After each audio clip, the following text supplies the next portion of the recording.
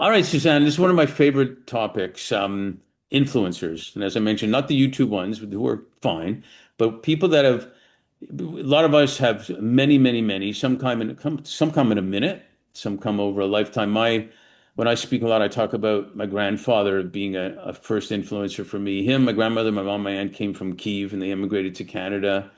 And anyways, when I was about five, speaking of five, when I was about five, he used to take me for walks in the park in Montreal. And he talked to everybody, which I think is where I got that DNA from, obviously. But one day I asked him, I called him Zeta, I said, Zeta, how do you know all these people? And he looked at me and then he looked up and said, see this man coming. One day I smiled at him and he looked at me and smiled at me and came over. We started talking and became friends. And then someone else came over, saw us smiling and laughing and whatnot.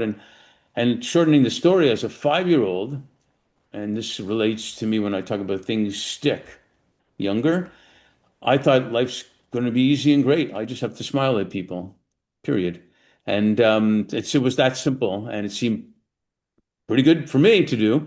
And then you get older and you kind of get a little more cynical and this and that. But then you get older again, you realize sometimes even a smile can make a major difference for somebody on that day, physiologically, psychologically, and whatever else. And can you share maybe two or three people that have been influential in your life? Yeah. Look, I think it's really important to acknowledge in a conversation like this, there are a lot of people who influence my life in a negative way, Yeah, same difference, yeah. that I don't think I need to share here today. Though the story I told about 5-year-old me in our podcast and being called a Christ killer at the age of 5, I mean, she had wildly impactful um, influence on me. Sure. She didn't know it, I didn't know it, but it was a thing. It's become part of my origin story.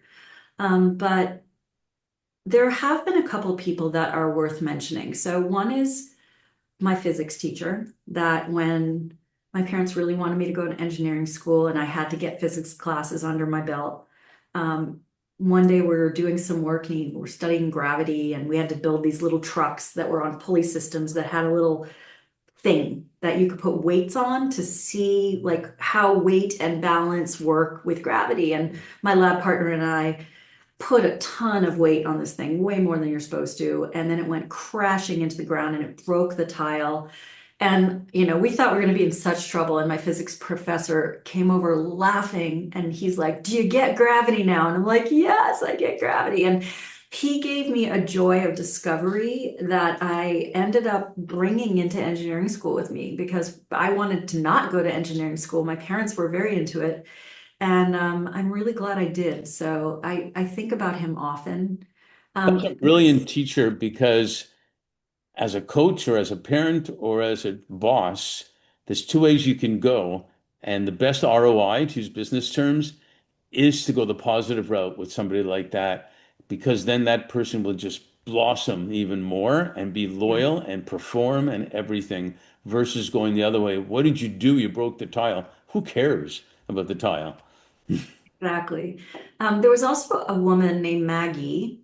Um, she was our au pair when I was like 4 years old. Hmm. And I am way more like her than I am like my parents in terms of how I operate in the world. And she was very huggy and kind. And my parents are wonderful people. I love them to death. But uh, I learned people from Maggie when I was 4, and that was very impactful. I will tell you though, it didn't help when I was 5.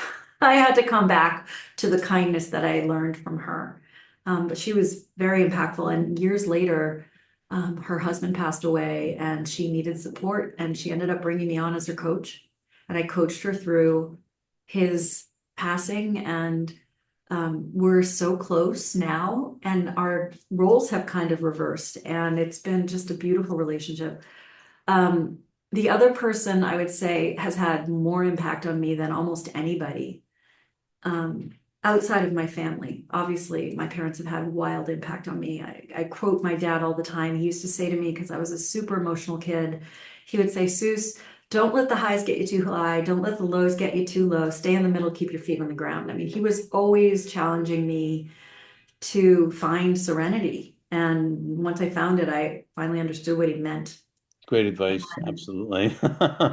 But the person I think that had the most emotional impact on me was my mentor, David. And um, David and I used to meet up. We lived a block away from each other. We used to meet up every 4 to 6 weeks, and we'd go to lunch at this one restaurant, and we'd sit across each other in this little booth. And I would tell him of the trauma, drama, stress, what I was working through, whether it was with my therapist or with myself. And he sat there with me, and when I hurt, he cried. And when I was going through it, he would cry with me. And I blossomed so much with his love.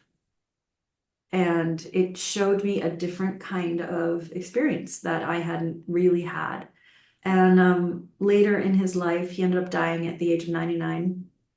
And the last 10 years of his life, I was really his caregiver, and his wife's as well.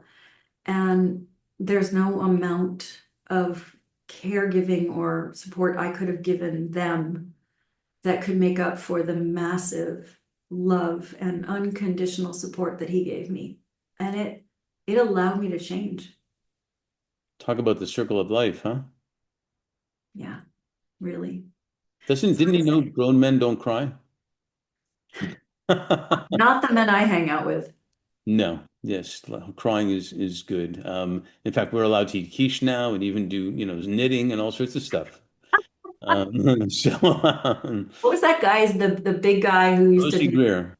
yes. Yes, I use this example all the time. No one was going to tell Rosie Greer not to crochet or whatever. Yeah. He That was pretty a great story from the 80s, for those of you who don't know it. Worth looking up. absolutely, absolutely. It teaches us so much. It teaches us also that, and teachers feel this maybe more than anybody, that we're always also impacting people a lot. And it's our choice to be positive or negative. Why not choose the positive path? Who would have thought that that's the way to go? Because just ask Mr. Holland's Opus how many people he impacted that he didn't know either. So thank you for sharing those stories. Really, really great. My pleasure.